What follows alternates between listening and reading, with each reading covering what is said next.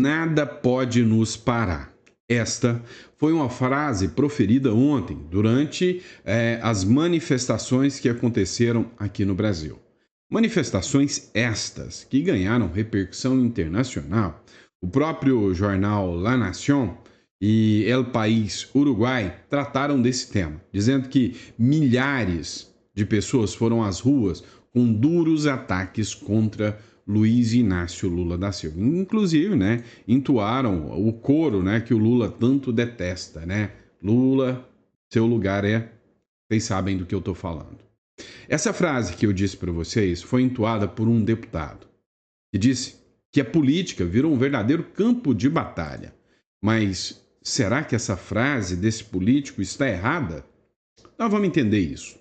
O Lula, ontem, fez declarações que são consideradas derrota de guerra pelo próprio Donald Trump.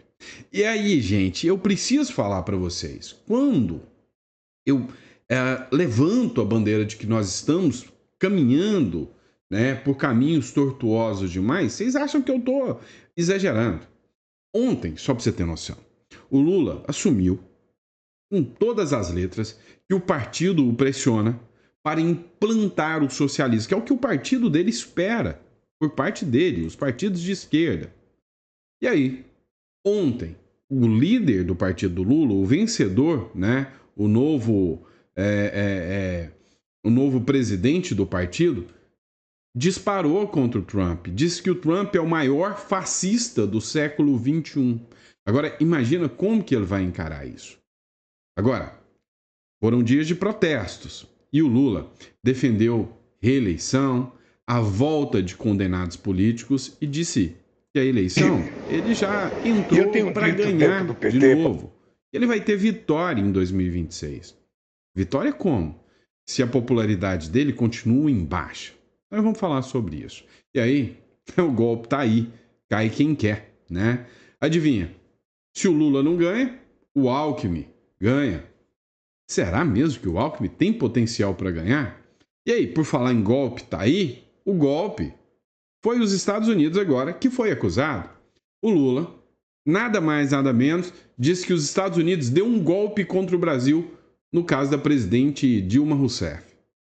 E disse que não vai desistir de trocar o dólar. O Donald Trump já considerou que perder o dólar seria uma derrota de guerra e que ele não vai admitir nenhum país sequer fazer uma ameaça desse porte contra os Estados Unidos. Quando eu digo que a boca do Lula vai levar gente para as trincheiras, ou pior, para as valas de uma guerra, eu não estou exagerando. Não estou mesmo. Então, vamos entender tudo isso que está acontecendo. Hoje, dia 4 de agosto, esse é o nosso primeiro editorial do dia. Ontem eu fiquei sem editorial para vocês, ontem eu estava muito cansado. E vamos lá, né? Vamos entender tudo que está acontecendo. Obrigado pela sua confiança, pela sua credibilidade e bora de matéria. É o seguinte, pessoal, ontem foi dia de manifestação. O El País Uruguai colocou a seguinte publicação: milhares de pessoas saíram às ruas do Brasil para apoiar Bolsonaro, com duros ataques a Lula da Silva. Ou seja, a matéria do El País Uruguai retratou muito bem que foram milhares, foram muitas pessoas que tomaram as ruas no Brasil no domingo e foi uma prova de fogo, um teste, porque essa manifestação foi em prol de Bolsonaro, que estava proibido de participar de manifestações graças a uma decisão absurda do próprio ministro Alexandre de Moraes, que colocou uma tornozeleira em Bolsonaro. Segundo eles, né, a manifestação teve elogios a Donald Trump, chefe da Casa Branca. Esses seguidores do Bolsonaro compraram bandeiras, e mostraram seu total apoio e respaldo aos atos do Donald Trump contra o ministro Supremo, Alexandre de Moraes. É o que tratou aqui o La Nación. Agora, foi muita gente em vários lugares do mundo, né, do Brasil. Aqui é a ponte que liga Vila Velha, ali no Espírito Santo. E aí, os manifestantes lá em Vila Velha, lotaram a ponte. Para quem já foi, né, em Vila Velha, já percebeu o quanto aquela ponte é quilométrica, ela é gigantesca. E aí você vê que a ponte ficou tomada de pessoas, lotada de pessoas. E aí, essa mídia mequetrefe, mau caráter, veio dizer que não, as manifestações foram pequenas. Eu quero ver o Lula, eu quero ver alguém de esquerda, eu quero ver o PT minimamente chegar perto disso aqui. Dá uma olhada aqui a quantidade de pessoas que estiveram, né, nesse ato em Vila Velha, lá no Espírito Santo. Então, assim, é muita gente que participou destas manifestações. Foi algo realmente gigantesco, né, pessoal? Então, assim, não se deixe enganar pela mídia. Outra imagem que circulou foi essa imagem aqui publicada pelo Gil Diniz, deputado, né? Paulista lotado em ato contra Moraes e a favor da liberdade. Assustou, tá? A própria Globo assustou, né, com a quantidade, com a repercussão e a quantidade de gente. Não deu para militância de USP aqui falar, não tinha ninguém. Não, o evento foi grande, né? Sabe, os eventos da direita não estavam sendo tão grandes assim. Por quê? Há um temor, há um medo que não existe em democracias. Né? Um medo de que se você for para as ruas, você pode ser preso, você vai ser atingido. O que ninguém contava, o que ninguém falava, é que chegaria um certo homem laranja, o Donald Trump, e uma lei Magnitsky. E agora, com essa lei Magnitsky, as pessoas estão começando a ter coragem de novo de se manifestar. Aqui, ó, em Salvador também, manifestantes marcaram presença lá no Farol da Barra, ou seja, foi no Brasil inteiro, em Brasília teve, em São Paulo teve, no Rio teve, em Salvador, ou seja, não foi um ato da Paulista, foi um ato gigante, né? Um verdadeiro carnaval da democracia, ou seja, foi realmente um evento, né, que marca a existência ainda de democracia. A democracia ainda respira aqui no Brasil. E aí é óbvio, né? Tem aquela provocação de sempre. Bolsonaristas mostram cartões Mastercard para provocar Moraes. Outra coisa que eu percebi foram nos comentários. Ontem eu juro para vocês que eu quis me afastar de política. Ontem eu nem olhei as manifestações, eu não queria, tá? Eu cheguei a um nível de exaustão. E aí ontem eu realmente não quis, tá? Quis parar, ficar com a família, tomar uma cervejinha e descansar, porque eu tava precisando, né? E aí eles estão ironizando o ministro Alexandre de Moraes, né? Por causa da lei Magnitsky. Então todo mundo foi com seus cartões, né, Mastercard, ou seja, uma bandeira americana, né, que o Alexandre de Moraes, né, não poderia usar após a lei Magnitsky. E aí, para encerrar, é clássico.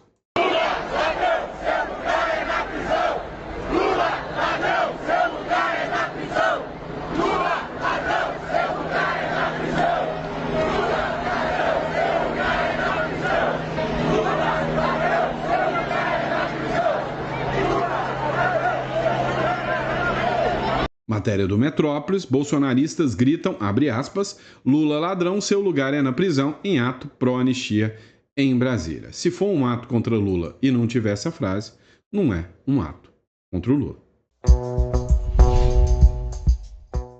Mas vamos lá, talvez a frase mais marcante das manifestações, ontem teve discurso do Nicolas Ferreira, entre outros, mas a gente precisa abrir uma aspas bem grande para o Marco Feliciano.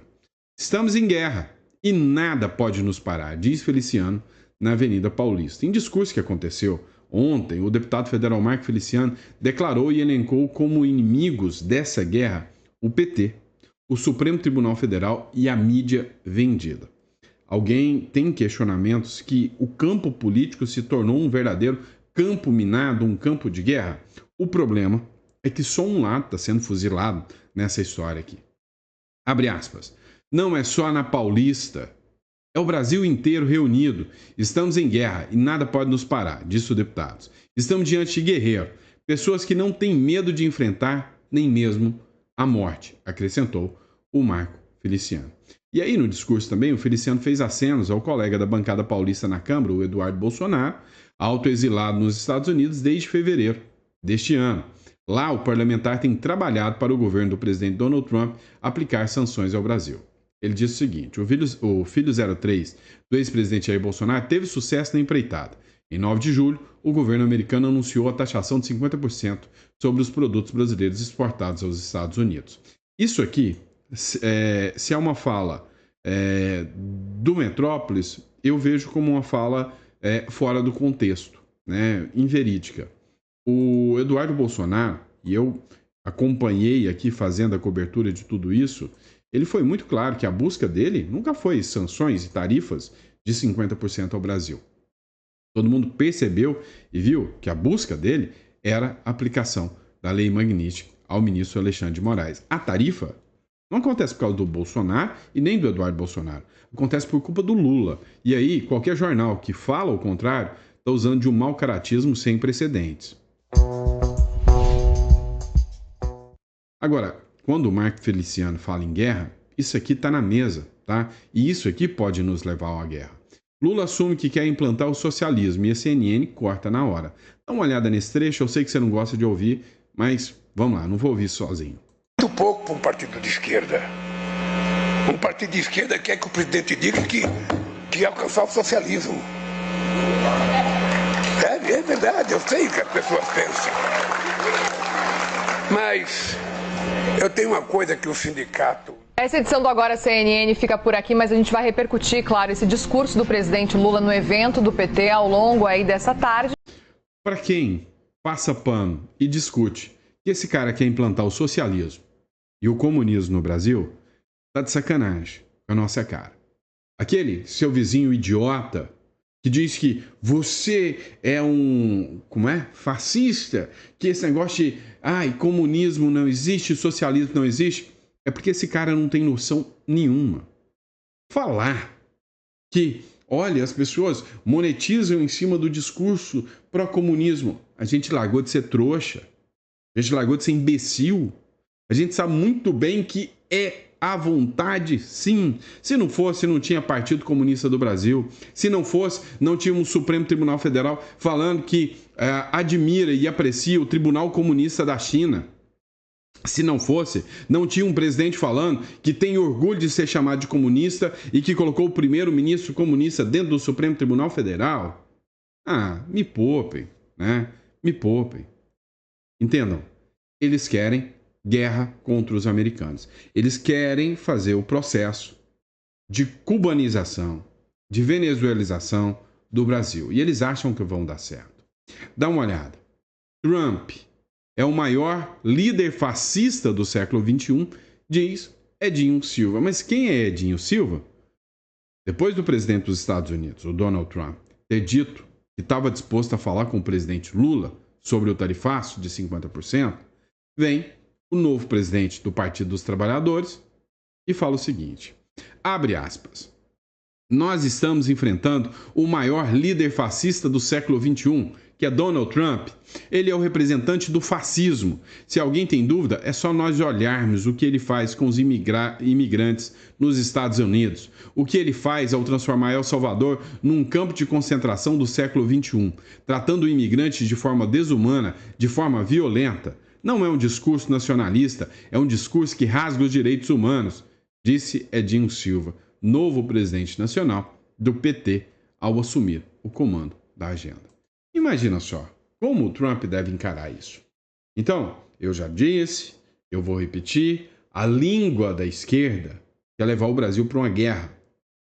O Lula, em dia de protesto, ele causou um alvoroço também.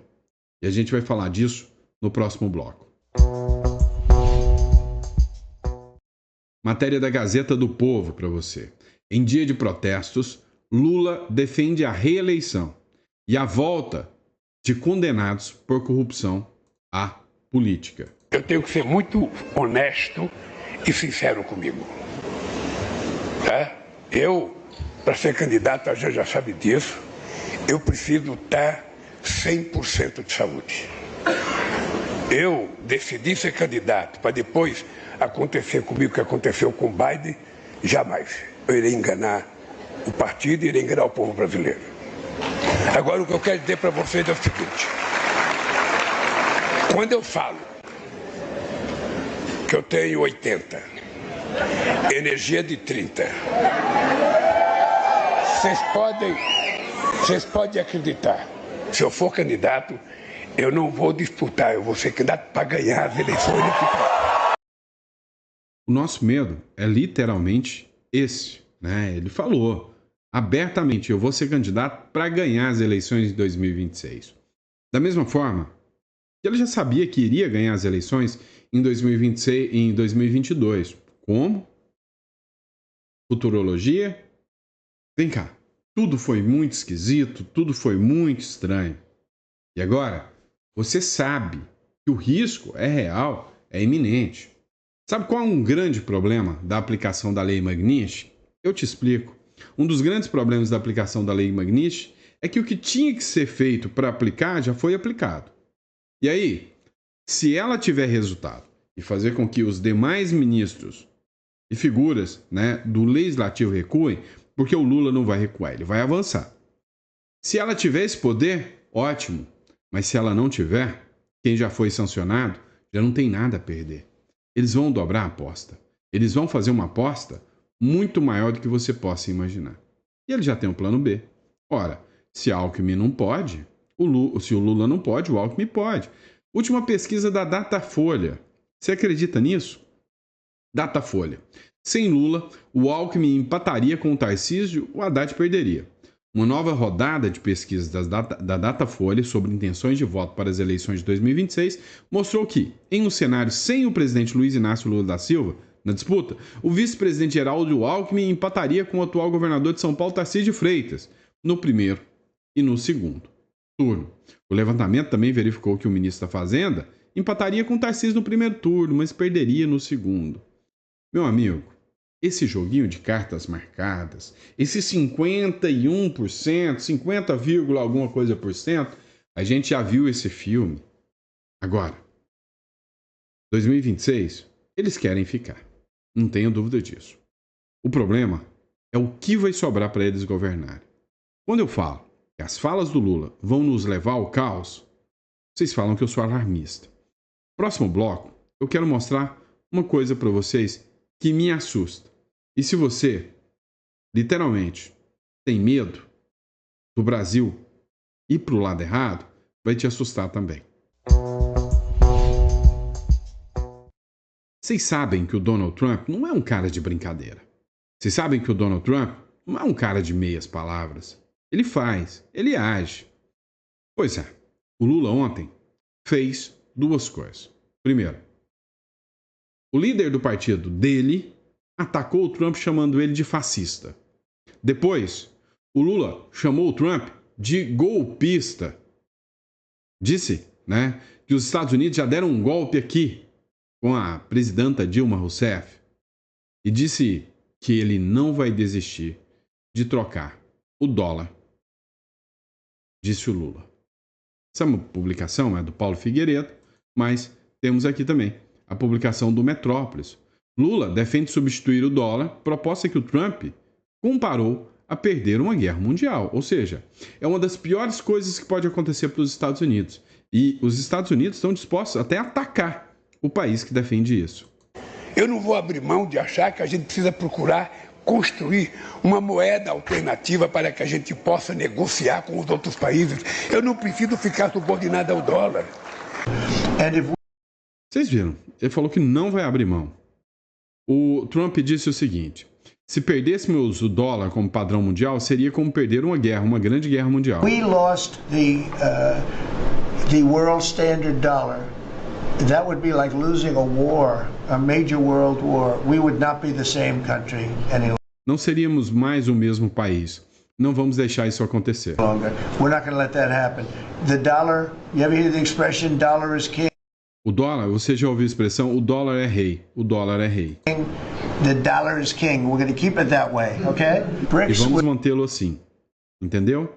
Was set up to degenerate our dollar and take our dollar. O BRICS foi criado para desvalorizar o nosso dólar e tirar nosso dólar como padrão. Retirá-lo como padrão. As the standard, take it off as the standard. And that's okay if they want to play that game, but I can play that. E tudo bem se eles quiserem jogar esse jogo, mas eu também posso jogar esse jogo. This is not in my opinion, not a serious O BRICS, na minha opinião, não é uma ameaça séria. threat. But what they're trying to do is destroy the Mas o que eles estão tentando fazer é destruir o dólar, para que outro país possa assumir e ser o padrão. dollar so that another country can take over and be the standard. And we're not going to lose the standard E não vamos perder o padrão em momento algum. at any time. If you have a smart president, you will never lose the standard. If you have a Se você tem um presidente inteligente, ele nunca perderá o padrão. stupid president like the last one, E se você tem um presidente estúpido, como o último, você perderia o padrão. you would lose the standard. You wouldn't have the dollar as you. And I'm just saying, if people want to challenge it, Eu só estou dizendo que se as pessoas quiserem desafiá-la, elas podem, mas terão que pagar um preço muito alto. they can, but they're going to have to pay a big price. And I don't think any of them are willing to pay that price. E eu acho que nenhum deles está disposto a pagar esse alto preço. O Donald Trump errou. Tem um estúpido que está tentando pagar esse alto preço. O problema é que esse estúpido vai fazer com que as pessoas é que sofram as consequências. Eu estou errado quando eu digo para vocês que vocês, sabe, podem ter um impacto gigantesco. Que os investidores podem ter um impacto gigantesco. E que o Brasil escala para ser uma ameaça aos Estados Unidos, e é isso que eles querem. Só que o Trump não vai encarar o Brasil como uma Venezuela, como uma Cuba. Deixa acontecer. Ele vai encarar o Brasil muito mais como um Irã, como um país que o Trump não vai deixar passar barato. Eu sempre falo para vocês, né, sobre investimentos, né? Então, criar uma holding, uma conta offshore não lastreada aqui no seu CPF. Quando você cria uma offshore, você cria um número novo, um root, né? E aí eu ponho meu serviço à disposição, tá aqui na descrição. É minha especialidade, holdings, offshore, proteção de patrimônio. Mas, olha, se vocês acham que eu sou alarmista, eu queria que vocês assistissem, né, o vídeo do Daniel Lopes, tá? Eu queria que vocês ouvissem o que ele tem a nos dizer. A pergunta que todo mundo está me fazendo é: você acha que pode acontecer igual aconteceu quando pegaram a poupança de todo mundo, no início dos anos 90? Você acha que a gente pode perder o nosso dinheiro que está no banco? Então, a grande pergunta desse momento que tem me preocupado e que deveria ser motivo da sua atenção é a seguinte: qual é a chance do brasileiro perder o seu dinheiro caso o banco onde ele guarda o seu patrimônio seja sancionado, seja obrigado a obedecer às leis brasileiras e não consiga escapar de uma punição norte-americana? Isso aqui é altamente sério, é altamente preocupante. Vocês estão vendo que eu não sou o único mais a falar sobre esse risco que nós temos. Vocês são testemunhas vivas de que eu não sou o único a falar sobre esse caos seríssimo que pode acontecer em relação ao Brasil. O Paulo Figueiredo publicou uma matéria do Trump que diz o seguinte: a gestão Trump diz que preferiu, abre aspas, um passo menor, fecha aspas, ao não cortar o Brasil do sistema financeiro internacional. Ou seja, ele disse, em alto e bom tom, não, primeiro eu vou deixar fora, mas eu não descarto a hipótese. E aí, se depender do empurrãozinho do Lula, meu irmão, imagina um Brasil sem sistema financeiro, imagina um espaço caótico, onde todos os empreendedores, todos os empresários, todos os cidadãos passam a ter os seus bens em bancos que ficam desligados e desconectados do resto do padrão mundial. E aí eu vou te contar que o seu real, se você tem ele em dinheiro embaixo do colchão, vai servir para limpar o bumbum, porque não vai ter serventia para mais nada. Você vai ver o dólar batendo, sei lá, né, 1 milhão aí, igual o Bolívar, né? Olha, é muito mais preocupante do que você imagina. É muito mais preocupante do que você imagina. O Paulo Figueiredo escreveu o seguinte: a gestão Trump diz que preferiu um passo menor ao não cortar o Brasil do sistema financeiro internacional. O representante comercial Jamieson Green afirma que tarifa de 50% não é fora do comum e que Trump optou por medida mais leve, Greer diz que as tarifas são mais leves que as sanções, pois permitem comércio apenas com taxa adicional. Representante justifica a tarifa de 40% com base na lei IEPA, por ver lawfare, né, e uso indevido da democracia no Brasil. Trump poderia ter ido muito mais longe, cortando o país do sistema financeiro internacional. Meu amigo, vem cá. Quando eu falo para você que muitos venezuelanos viram acontecer, viram andar, viram tudo e andando, e de repente, se deram conta e já estavam num regime. Será que se tivesse alguém para avisá-los antes, muitos desses não estariam na mira? Olha, não sou eu que estou falando. Você viu o que o Daniel Lopes falou, você viu o que o Paulo Figueiredo... Agora, se você acha que esses são só imbecis, que não têm entendimento do que está acontecendo, que o Paulo Figueiredo não é um grande articulador político, e aí, se você acredita isso, você está muito errado, que o Daniel Lopes não é um grande, né, analista geopolítico, meu amigo, tu sabe, né, onde você está pisando. Essa é a verdade. Agora, olha aqui, matéria do Poder 360. Impeachment. Seria o caminho? Talvez sim, é bem provável. Mas não é só o Alexandre de Moraes. Vocês precisam entender que muita gente está falando, mas é por causa do Bolsonaro. Está errado. Quem acha que é por causa do Bolsonaro, está errado. É um combo de coisas. O Bolsonaro é uma pecinha-chave nesse quebra-cabeça, nessa engrenagem nefasta que se tornou a política brasileira. O Bolsonaro, o BRICS, navios iranianos, o ataque ao dólar, a implantação do socialismo no Brasil, a perpetuação no poder, a corrupção endêmica. Tudo isso é coisa que aqui no Brasil é grande. Olha essa matéria do Poder 360. 14 senadores à base de Lula são a favor do impeachment de Moraes. Congressistas de partidos que integram a esplanada do presidente.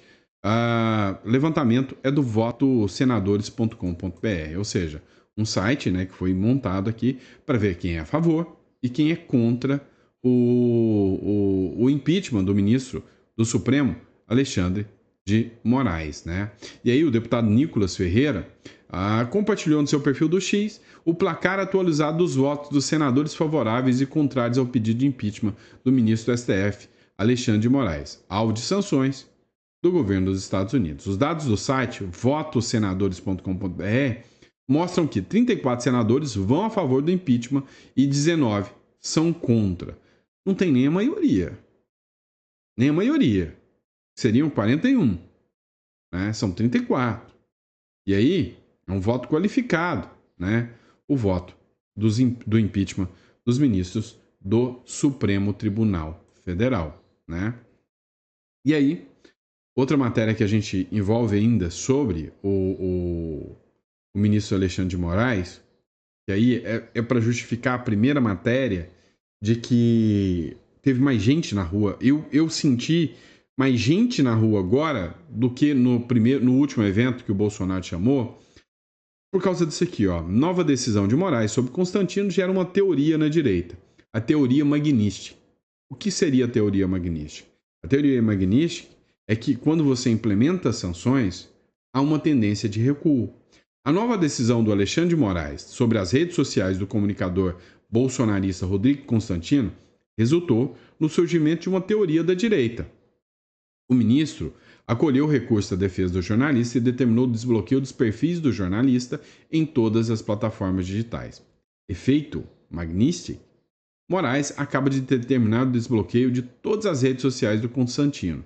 Todas. X, Instagram, TikTok, Facebook, YouTube, escreveu Jeff Chikini em seu perfil no X. A decisão também foi comemorada pelo advogado do Constantino, o Emerson Grigoletti, tá? Então, assim, não eram medidas, não eram decisões típicas de ministros como o Alexandre de Moraes, tá bom? E é isso, pessoal. Obrigado pela confiança, pela credibilidade. Começando a segunda-feira aqui com bastante trabalho, né, aqui para vocês. Vamos lá. A gente precisa entender o seguinte. Quero apresentar alguns pontos para vocês. A gente está acompanhando, né, sempre o que está rolando na política e a gente se preocupa sobre o que está acontecendo. Nunca foi tão importante, porque assim, eu já tenho um escritório que eu trabalho há muitos anos, né? Desde 2012, na verdade, tá? Que o foco é só holdings, offshore, estruturação patrimonial, proteção do patrimônio de empresários, né? Então, eu tenho essa consultoria financeira há muito tempo, né? Isso voltado para empresários, para pessoas que adquiriram patrimônio, para pessoas que construíram patrimônio no Brasil. E aí, a diferença entre você estruturar isso, né, muda muita coisa. Como, por exemplo, às vezes você paga altíssimos impostos por não saber a regra clara. Vou dar um exemplo claro. Você tem um imóvel que você vai comprar e você tem esse imóvel há muito tempo, você vai pagar altíssimo ganho de capital. Dentro de uma holding, pode ser que você reduza esse valor significativamente. Você sai de uma taxa aí de 22% para cair numa taxa de 6%. Ajuda, não ajuda? Sem contar que quantos empresários eu já vi perder o patrimônio porque o bem do empresário está no CNPJ da empresa e aí vem aquela ação trabalhista. E quantos empresários eu já vi perder tudo? É falta de orientação, é falta de ter uma estrutura adequada. Se isso é justo para você, clique aqui no comentário e entre em contato que eu vou fazer questão de te atender, eu e minha equipe vamos te atender, né, para você que tem um patrimônio, para você que é empresário, entender as regras da proteção patrimonial e da reestruturação através da internacionalização, tá bom? Obrigado, pessoal, fica com Deus e eu vejo vocês no próximo editorial.